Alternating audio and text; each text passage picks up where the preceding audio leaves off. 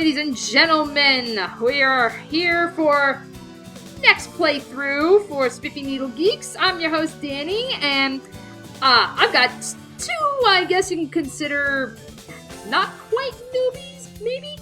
But we have, I've got Jordan with us today. Hello. And then our resident Klonoa expert, Brian.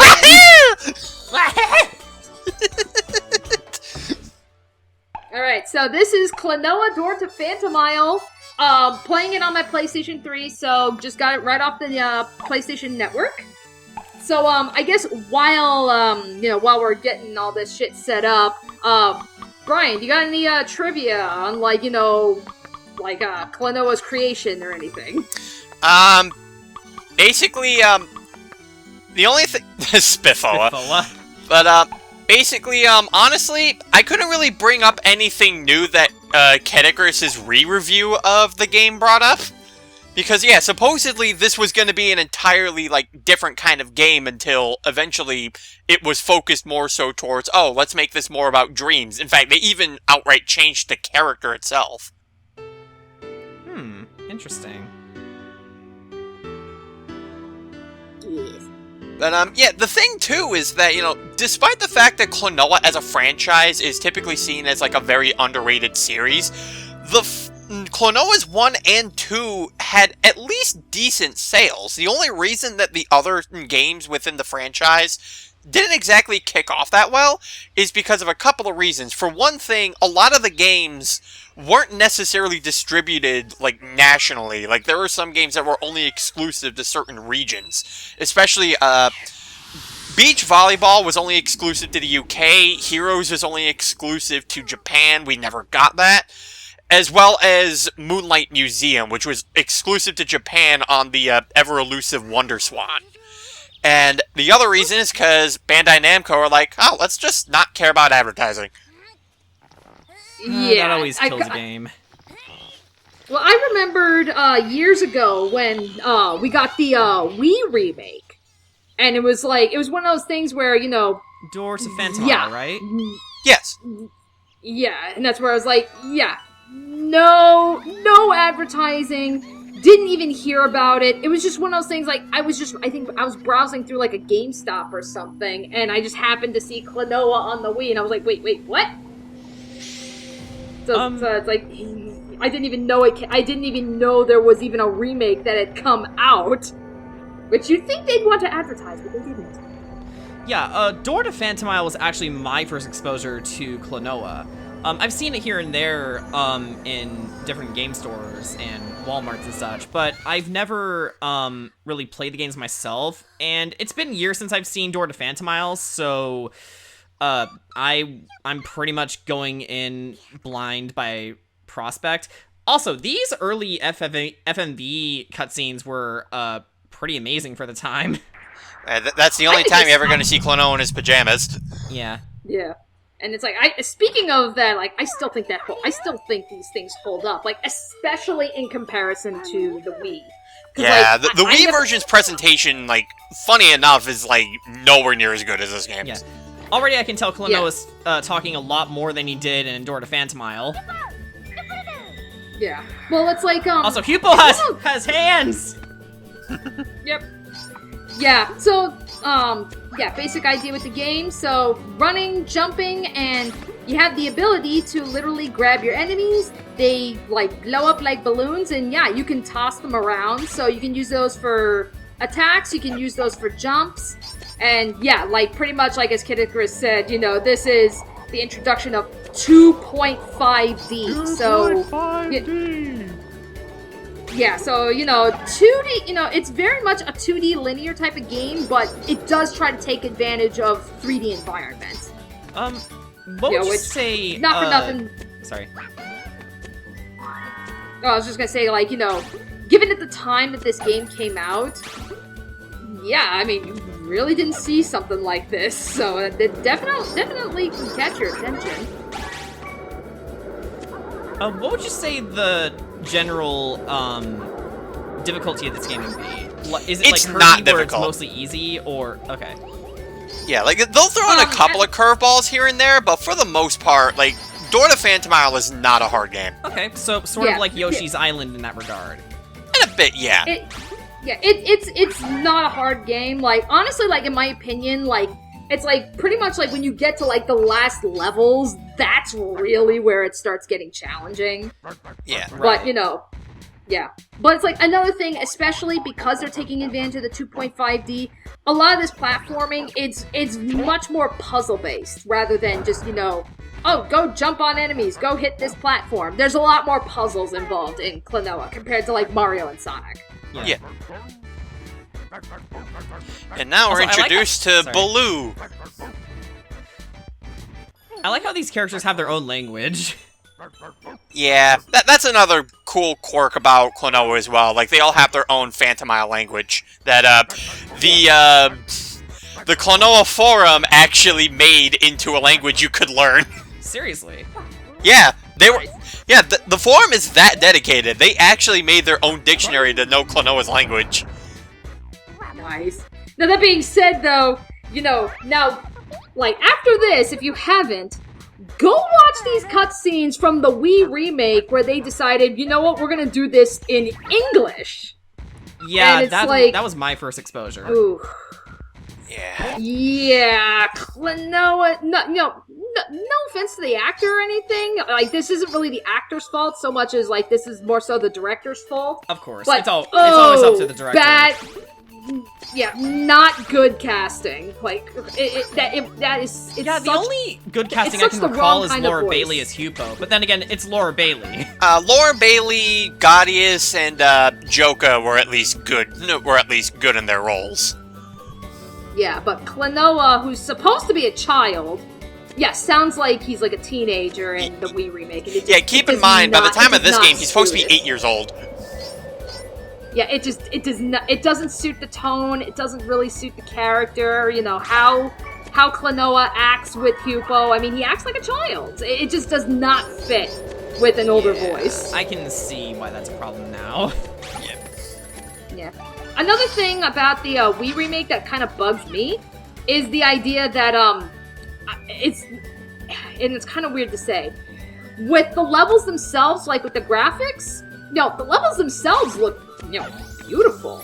Yeah. But when it comes to the cutscenes, like that opening cutscene that we got, like the opening FMV, they use the in-game engine to do it, and you lose a lot of, like, things like lighting, shadows, that kind of stuff. And, to me, that kind of helps, it helps, build the world and shit. Like, it really makes it feel very whimsical and dreamlike. And you just completely miss that in the Wii remake. And that really bugged me. Yeah, there's also just the fact that the model expressions themselves are kind of stilted. Like in that one scene before with Baloo, you saw him, like, when he was enraging, his head just inflated as he's screaming at Klonoa and Hupo. They don't do that.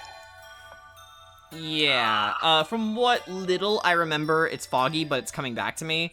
The expressions were pretty cut and dry. It's like, I can't believe I'm gonna say this about Xenoblade, but, when it's not a cinematic cutscene, and it's a standard, story cutscene, the characters would have simple animations to sort of convey a certain, tone, and expression, but they are pretty simplistic. Yeah, just imagine that, though, for, like, the entirety of the game, though. That's Klonoa for the Wii. Yeah. Xenoblade is at least dynamic. Yeah, and the other thing, too, that also kind of bugged me a bit, too, about the remake on the Wii, they made it even easier. Yeah, and here's the thing, they're both on the Wii, so... Not this version. Oh, no. No, I was talking about Door to Phantomile. Oh, yeah. Yeah. But yeah, so, like, one major thing I will say, like, the remake does is that, for this game, you have 6 health points as indicated by those hearts. Like, yeah. You have, like, 2 stages where, like, one of them's, like, that medium size, and then it disappears if you take another hit. In the remake, they give you 10 hit points. Yeah, that kind of makes it a little bit on the easy side. Now, that being said, as far as, like, the hits, like, probably one of the few criticisms I actually do have with Door to Phantomile is you know, when you do get hit, like, the invincibility frames are so small. So, I mean, it's like, you know, it's not very noticeable in the beginning. Like I said, you know, just because, you know, these levels, not for nothing, are very, very easy. It's not until you get to, like, the last world is really when I start struggling. And a lot of it does have to do with the fact that, you know, the invincibility frames in the hitbox is so small that it's like, yeah, you can, if you're not careful, you can easily get overwhelmed and swarmed and just killed within seconds. Yeah. Yeah. But now, see, here's the other interesting thing about this game's level design is that you saw what was in the background there? Well, now, we're in that background. Nice. Oh, so my Xenoblade comparison strikes true. If you can see it, you can go to it. Yeah, more than likely you can do that. And some of the creatures that Danny is rescuing from those bubbles, those are lost villagers in which you can rescue. And if you rescue all of them, if you rescue all of them, you can unlock extra things within the game. All right. And I am going for trying to rescue every single one of them. I'm going for it. Yep. Because you're a good Samaritan. Yep, and that fairy that Danny broke is it is a fairy where, yeah, it basically doubles the amount of gems that you collect. And just like a typical platformer, collect 100 gems, you get an extra life. Which, this game will throw extra lives at you. Yeah. Which Sonic Lost World didn't have at first. Yeah, but, so it's a point multiplier. Okay. Yeah. That's and, nice. but yeah, I will say, yeah, this game does throw extra lives at you.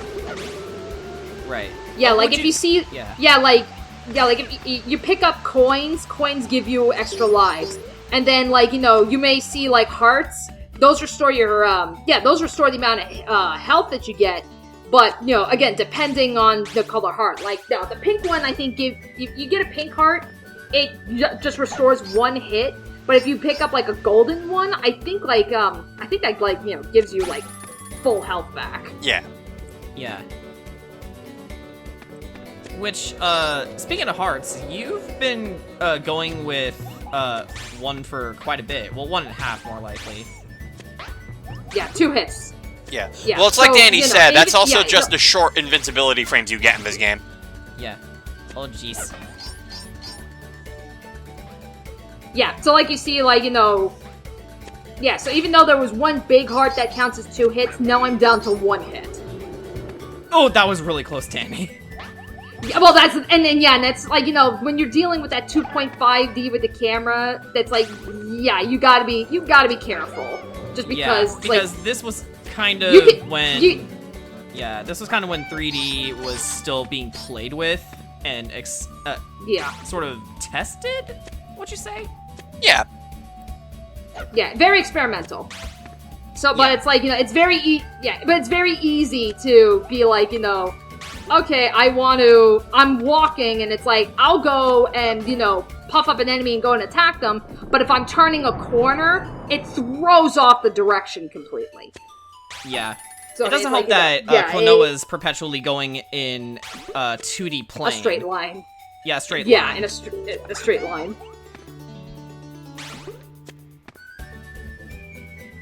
Go the other way, Liz. There you go. Also, can we say that the soundtrack is really nice? It is really good. It is. Mm-hmm. Ooh, 3. Yeah, there's a lot of memorable. Now you have 2. There's a lot of memorable songs. Yeah, there we go. Yeah, nice. This one I remember by heart. And here comes the moment where everyone's childhoods were rocking and rolling.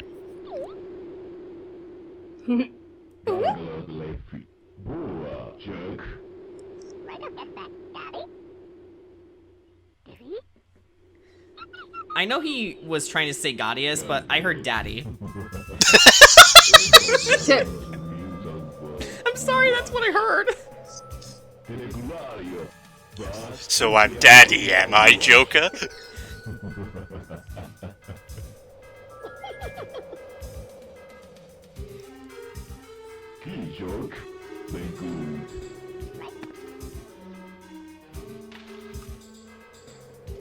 Typical villain.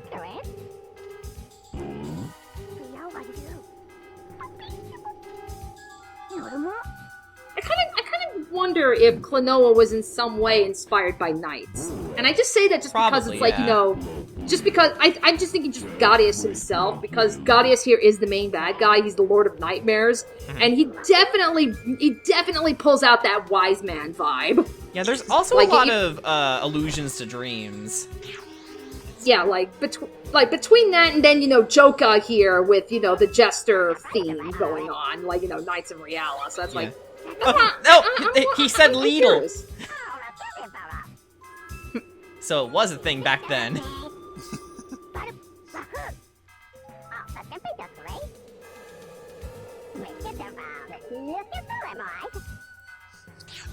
Please rephrase that. And now we get our first boss, Banana Anita Rongolango. monster!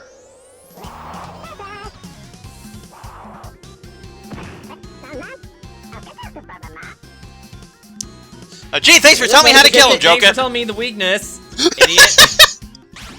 Yeah. So yeah, it's a nice simple boss fight. And by the way, for the record, for this boss fight, you can actually hit the enemies in the middle of the bell, and it will give you health if you need to restore your HP. Okay, that's interesting. Oh, really? Yeah. I didn't know that. Yeah, that's something you can do. If you throw the enemy into the bell, it will give you extra HP if you're running low. So, there's at least that. Also, Rongolango sounds vaguely like Rangda Bangda from Mega Man X. But yeah, this is literally all you're doing for the boss, though. You're just Yeah, avoiding it his looks attacks pretty and hitting him from behind. As, you know, as expected for a first boss. Yeah. Yeah, it's like, you know, jump over the attacks. When he jumps over, you know, over you, just go underneath and chuck the enemy at him. Also, did that say vision? Yes. I see it! Yeah, it's like all the levels here are called visions. Oh, I guess Joka got some health back. Hey, that's mine. Wait a minute, you didn't get damaged though. You hurt my pride!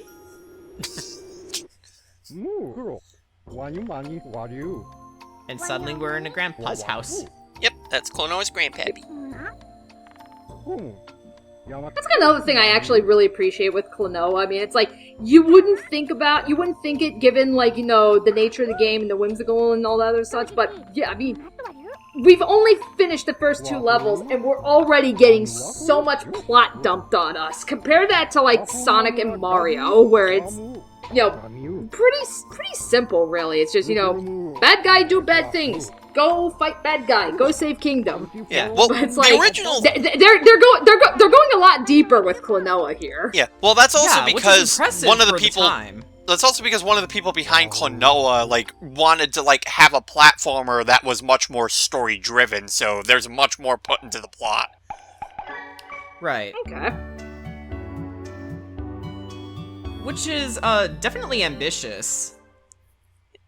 I mean, apparently, like, the person, like, one of the people behind Klonoa, like, was one of the guys who was behind the cinematics to Ninja Gaiden, so he's already kind of had, like, a cinematic storytelling and gaming under his belt already.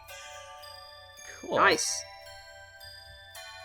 Alrighty, so, yeah, so pretty much, like, each, like, world or town or whatever the heck you want to call it, there's, 2 levels. So, you know, we've now finished up, what is it, we finished up Breezegale. the starting area. Breezegale, thank you. Yeah. So we finished up Breezegale, so join us next time, and we're gonna move on into the forest. You'll see it then. WAHOO!